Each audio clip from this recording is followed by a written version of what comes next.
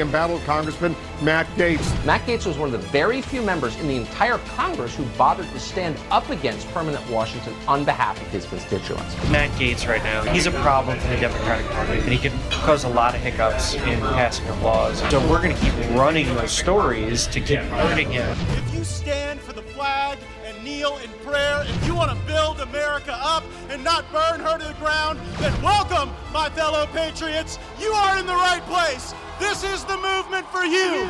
You ever watch this guy on television? It's like a machine. Matt Gaetz. I'm a canceled man in some corners of the internet. Many days I'm a marked man in Congress, a wanted man by the deep state. They aren't really coming for me. They're coming for you. I'm just in the way.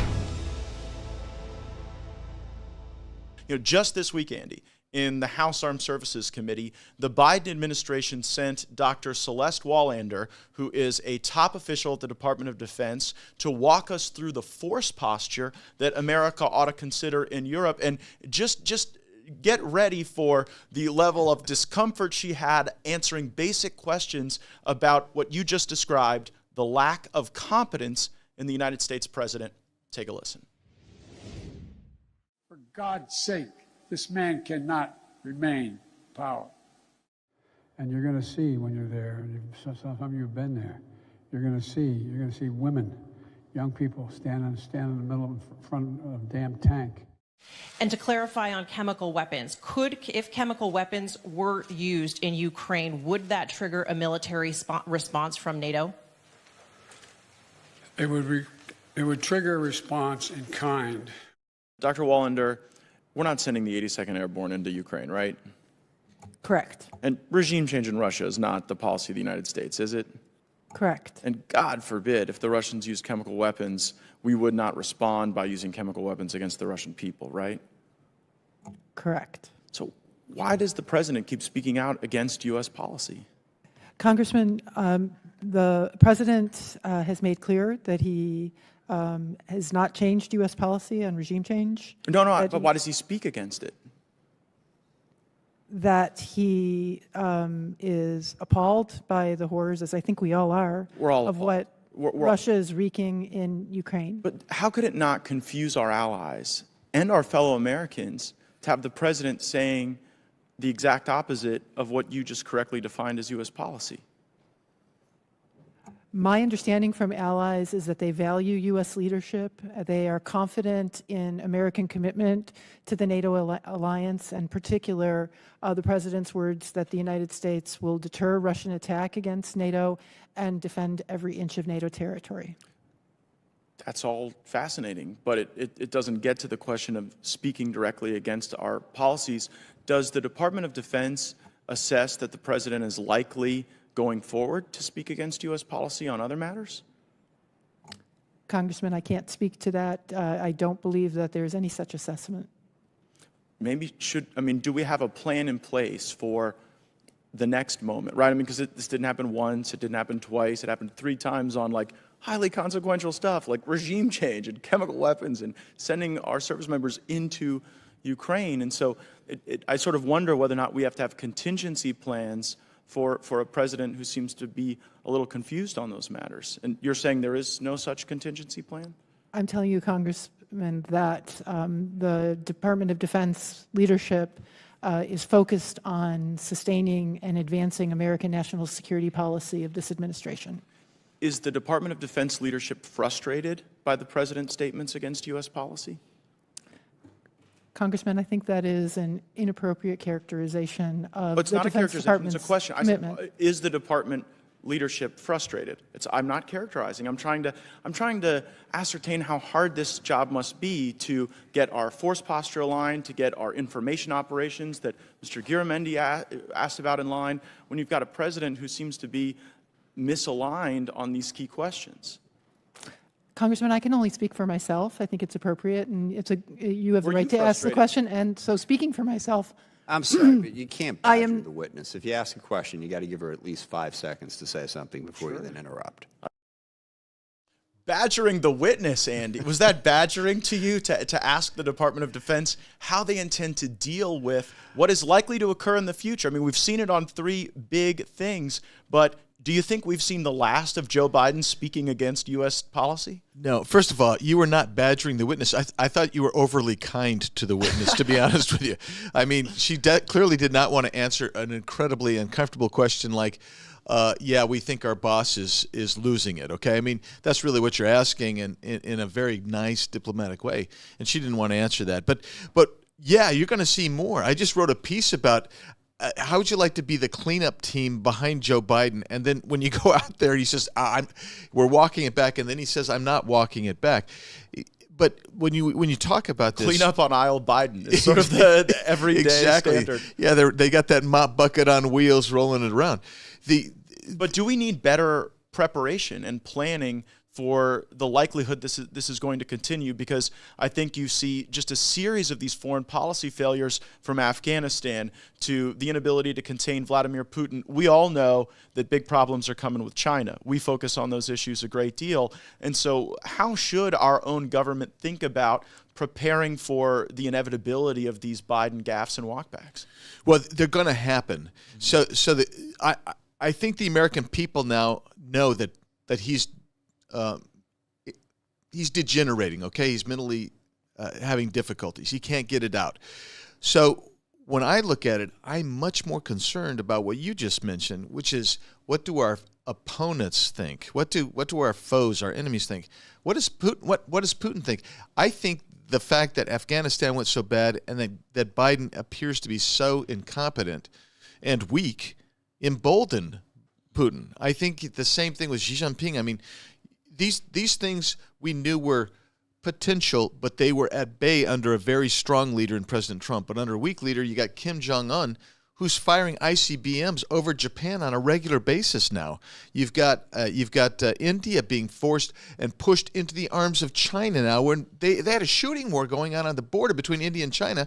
And Biden says, we're going to sanction you. When you start looking at the international policy perspective, there's probably been, I can't think of a more, quite frankly, incompetent leader than Joe Biden, an American leader than Joe Biden. I can think of a few other foreign leaders, but not a more incompetent American leader.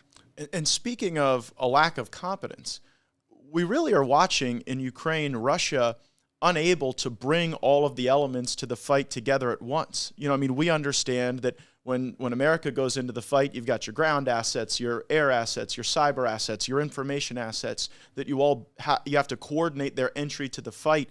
And the lack of command and control, the lack of materiel support seems to maybe have led us to the belief that we could have overestimated Russia in that same armed services hearing. We saw Congressman Norcross, a Democrat, ask the question of General Waller, who commands American forces in Europe, have we misunderstood Russia? Take a listen. Have we overestimated, and outside of the Ukrainian resistance and what they're doing in the fight, have we overestimated their technical abilities, particularly with the Russian armor? We may have, Congressman, and I think once we get to the post-conflict phase, we need to go back to these very areas and make sure that we conduct a comprehensive all-domain after-action review and find out where our miscalculations were in our forecast.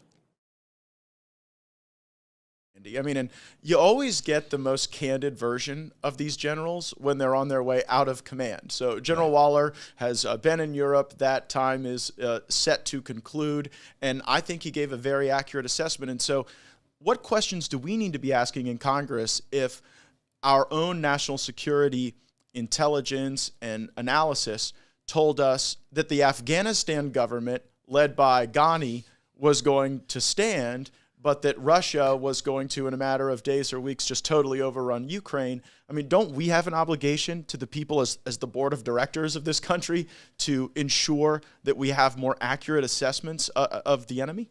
Yeah, I think we do. And I'm glad you brought up Afghanistan and the bad IC intelligence community prognostications there.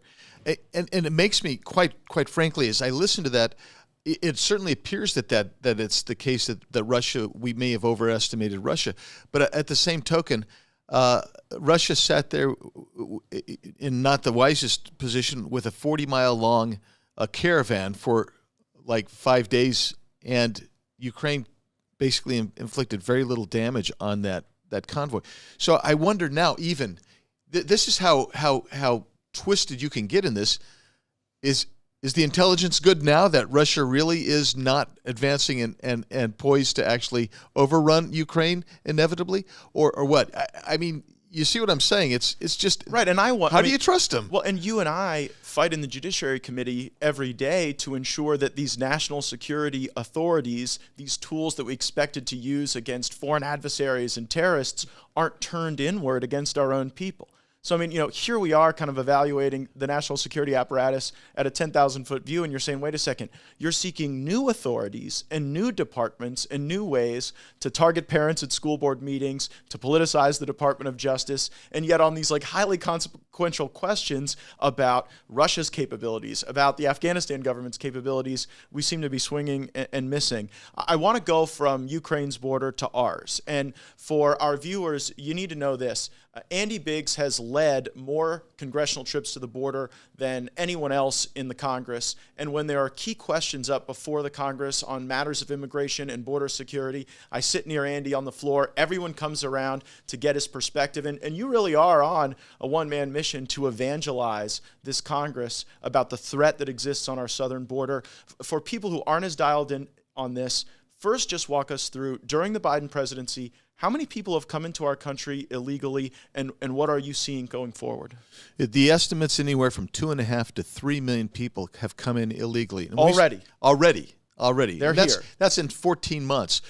We believe that it's 1.2 million people actually remain here. It could be as high as 1.8 million. But the reality is, for folks at home, you need to understand we have ports of entry. That's where you would go if you were legally, if you're interested in actually claiming asylum, you'd go there and you'd say, I'm claiming asylum. We have customs officers, everything else. Everything else is between ports, and there are miles and miles of open stuff, open borders. Some fencing here, some fencing there, a Rio Grande River. But this administration basically has said, we're going to allow everybody to come in, and we'll determine at that point whether we're going to send you back or not. But if we decide to keep you even for a few hours, they're going to transport you somewhere in the country. What you identified there that's so true is that this is on purpose. This is not that we don't know how to solve the problem. There are purposeful steps that have been taken by Secretary Mayorkas, who you have introduced articles of impeachment against, and regarding Joe Biden. I guess border czar Kamala Harris hasn't figured it out quite either. But when you lead these trips to the border, we get the raw, unvarnished truth from the people who America relies upon to provide our nation security and protection. This is from Codell Biggs. We have a border chief telling us about how the Biden policies compare to the Trump policies. Take a listen. Are we positive trajectory, or given the likelihood of this change in authorities on April 1, are you telling me that we're at the front end of the wave with those numbers? I think we're so there is no doubt, I'm speaking a matter of fact here, that the policies that we had in 2019 and 2020 when it comes down to the Remain in Mexico, the Migrant Protection Protocol, the third-party asylum, all those things that were done that minimized the reward opportunity for the migrants. When those were put in place, that made a huge impact. When those were taken away, here they come. So the only thing we have now is either a physical barrier where it exists, a CDC expulsion authorization under Title 42, or space in ERO's capacity, which is very limited, right? So without any of those, it ain't going to happen. It's only going to get worse, right? Only going to get worse, Andy Biggs. Tomorrow's April 1. What's going to happen? Well, it's already started to happen. So what's going to happen is Title 42 goes away. For people who don't know what that is the ability to turn people away based on a health reason, and in this instance, it's COVID. So when CDC, and I remember when you were fighting hard for this, because you thought, well, hell, if we're going to have to deal with lockdowns as a result of COVID, can the border be the first thing we lock down? Exactly right. And so CDC finally, under Trump, came out and said, a Title 42 enacted. We've got a COVID situation. So they started turning people away. I'll give you an example. And sending them back, right? Yeah, sending them back. Sending them back home to, and we just basically novel said no. Concept. Yeah, novel concept. So the first 2 weeks in March, 100,000 people were apprehended at the border. 2 weeks, 100,000 people. Of those 100,000 people, we turned away about 49,000 of them under Title 42. We just sent them away. We brought in about 50,000, a little over 50,000 under Title 8, which is, we won't get into that. And those people are now distributed throughout the country. What's going to happen when Title 42 goes away, in that same 2 week period, everybody would be coming in, they'd be allowed to come in, and they'd be transported throughout the country. That is what we call a pull factor, an incentive for people to come. The cartels know it. They advertise that. NGOs advertise that. So they've been preparing. Oh, yes. The smugglers and the cartels have been preparing for tomorrow. Yeah. Make a prediction for me. How many people are going to come across this border illegally in the month of April? Well, at least, you want everybody known and unknown? Yeah. Oh, about 350 to 400,000 people. It is demoralizing to hear that, because it means we have no border. And that's you and I discussing it from the comfort of my Washington office. The morale of the heroes who are out there wanting to work for CBP is degrading in very dangerous ways. They have people like AOC and the squad calling them racist and evil, but these are patriots. And I want you to hear from one of them and react. You know, it's different when we're catching 100,000 pounds of marijuana and 50,000 pounds of kilo or coke, and we're putting people in jail. That's a whole different busy. That's a fun busy. That's calling your wife saying I'm working a double shift busy, not I'm doing my 8 and I'm getting out of here busy. So, by all means, you were to say something. And just to piggyback on you, it's exactly correct. Like, for example, me, I'm a veteran, right?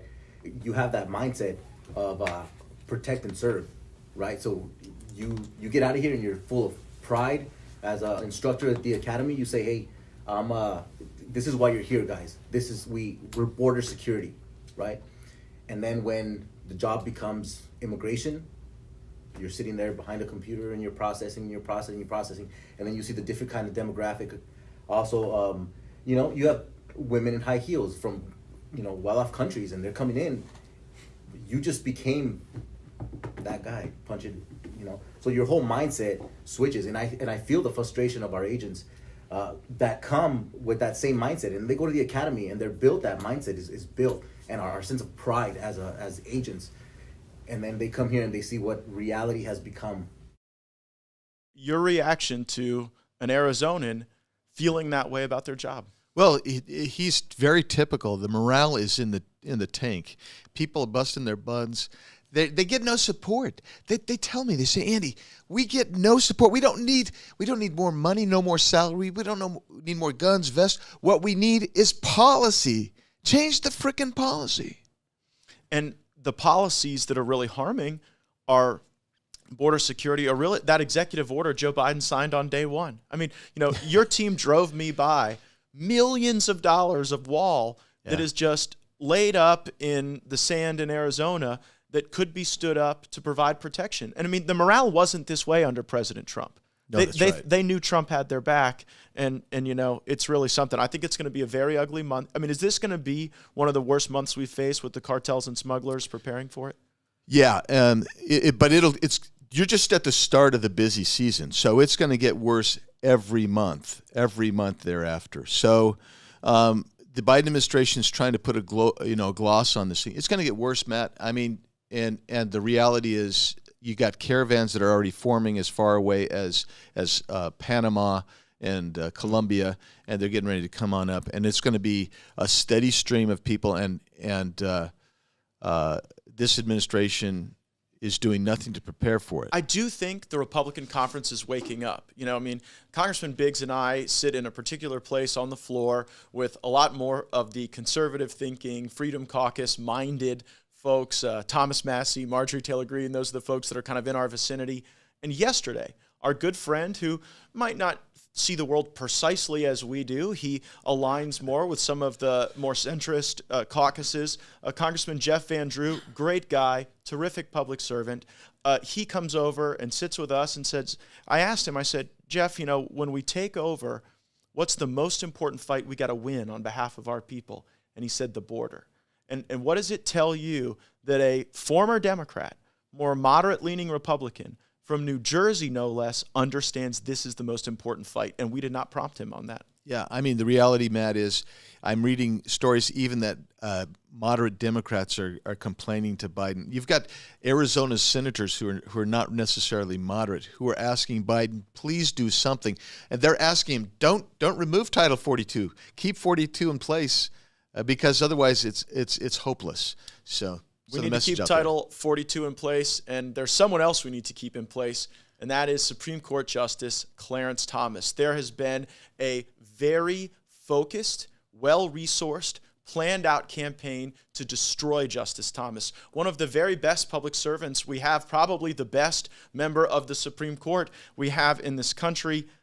Take a listen to how the mainstream media is trying to set up Clarence Thomas' recusal, maybe even resignation. I'm curious if you believe Justice Thomas, these text messages that have come out from Ginny Thomas to the former White House Chief of Staff saying some bizarre conspiratorial things. It's not against the law to believe in conspiratorial things. But I'm curious, given the precedent that Loretta Lynch, as Attorney General, when she recused herself after a tarmac meeting with former President Clinton, when the Justice Department was looking into something involving Hillary Clinton, is that a precedent Justice Thomas should follow and recuse himself on January 6 cases?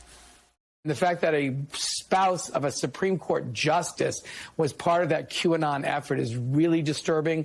I think Justice Thomas has to recuse himself from anything related to the Trump administration, anything related to the January 6th Commission, or anything related to our effort to hold individuals accountable for their participation in this attack on our democracy at the bare minimum. Senator Klobuchar made a pretty powerful case, it seems, for Thomas to recuse himself. Do you agree with that? You know, when Justice Roberts concluded that a press report of the exchange between Mr. Gorsuch and Ms. Sotomayor was in error, the Supreme Court put out a statement. Right. I would hope that they would put out a statement. Now, a statement saying what? A statement to the fact that the judge, Justice Thomas, would recuse himself on any cases involving the January 6th. But that's not the court to say. That's Thomas to say, right? Yes, it is. But I still believe that there needs to be a statement. Look, I think she was unhinged. I know she's a conservative activist. I'm an activist. Yeah, it but seemed boy, that went really over the top.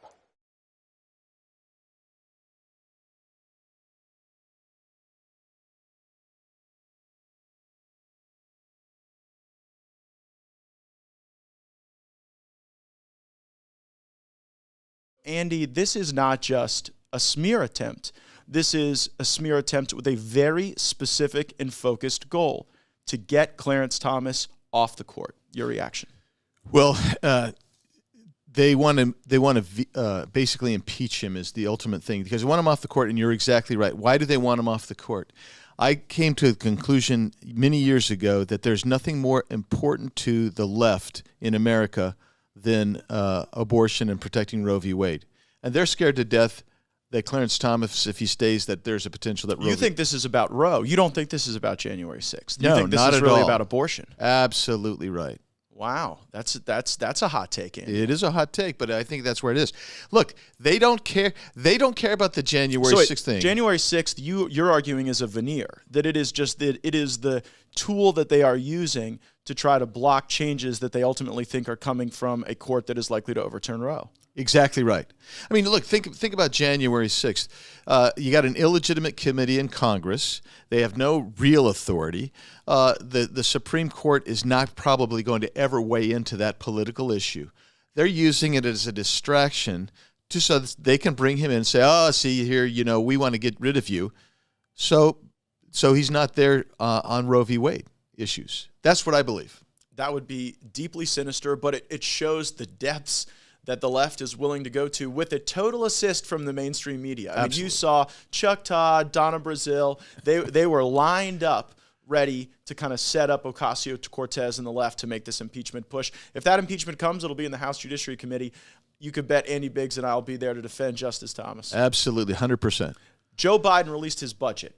This is something that I think shows the values, priorities, goals, and objectives of his administration. Some key points that stood out to me: raising the corporate income tax rate from 21% to 28%, driving American dollars offshore. Of course, President Trump inherited the largest corporate tax rate in the world at 35%. We also see gun control in the Biden budget, $1.7 billion for ATF to continue their tracking and tracing of the gun sales that occur in our country that are not the business of the federal government. And then you and I are very America first when it comes to foreign policy. We stand frequently against the corrosive effects of globalism. $2.6 billion in the Biden budget for global gender equity, $200 million for the Gender Equity and Equality Action Fund, $1.8 billion for USAID. Andy Biggs, your reaction to the Biden budget? Well, the Biden budget is a total fiscal non-starter. It's malpractice all the way through. I can't let this go without just mentioning, because you mentioned some what I consider to be some of the most horrific parts of it, but the waste and fraud and the improper payments will continue to go out. And if they were a single funding unit of this budget, they would be the fifth largest funding portion of this budget. In other words, explain to people how fraud is actually number 5 in terms of what the American budget funds under the Biden plan. Yeah, so you're going to fund things like Medicare, Medicaid. You're going to fund the Defense Department. You're going to fund, then you start getting to things like our debt, and then you get into fraud and waste. Wow. And that's where it is. Right after debt service? Yeah, basically, yeah. Unbelievable. How much money in the budget should go to USAID? Zero. How much money should go to the UN? Oh, no, we should not be a member of the UN. The UN is... Oh, the Biden budget fully funds the UN commitment. Yeah, and, well, they probably fully fund WHO and all these other multilateral institutions. World Bank? Yeah. $1.4 billion for the World Bank? You think that's building anything in your neighborhood? No, it ain't touching, it ain't helping America. Let's put it that way. None of those multilaterals give a rip about America except for they want our money. When we get the majority back, will we write a budget that balances? Heavens no. Now, you and I are going to want to. But you have such low confidence in Republicans in the majority that you do not believe that they will present a balanced budget. No, they'll say we're going to balance it in 8, 10, 12 years, and this is how we're going to get there, blah, blah, blah, blah, blah. Aspirational balance. Aspirational balance. But they never want to make the hard decisions, and that's what it takes. I remember when Paul Ryan told us that the budget wasn't real. Yeah, I do too. And so we should just be willing to vote for an unbalanced budget. And we asked the question of Paul Ryan, the former budget chair, well, if the budget isn't real, could it at least balance? Exactly right. We couldn't even get the not real budget to balance. Yeah, and I don't want to get in the roots of this thing, but I mean, when you and I were there, and he said that, I could not believe what I was hearing. But the idea was because we needed to do it with all these crazy procedures and processes to do another bad bill that they wanted to do because he said the Senate won't do it. I am so sick and tired of that excuse, well, the Senate's not going to do it. How about we and members of the House do our job? Amen. And then put the pressure on those guys. Members of the House, do your job. Andy Biggs told you how to do it. Secure the border, balance the budget, protect folks like Clarence Thomas who are advancing the interests of American liberty, and let's make sure that in Ukraine we don't have a president who is falling and stumbling all over himself, all over the world. Andy, thanks for being here for this historic moment. I want to thank our congressional staff, particularly our communications team led by Joel Valdez, for putting together the show. You can always listen on your podcast listening platform of choice. Make sure to subscribe and be on those video channels so that you get our live updates. We'll be back tomorrow with a live deep dive into the Hunter Biden laptop, the chain of custody, how it was introduced to the Judiciary Committee. You won't want to miss it. Thanks for joining.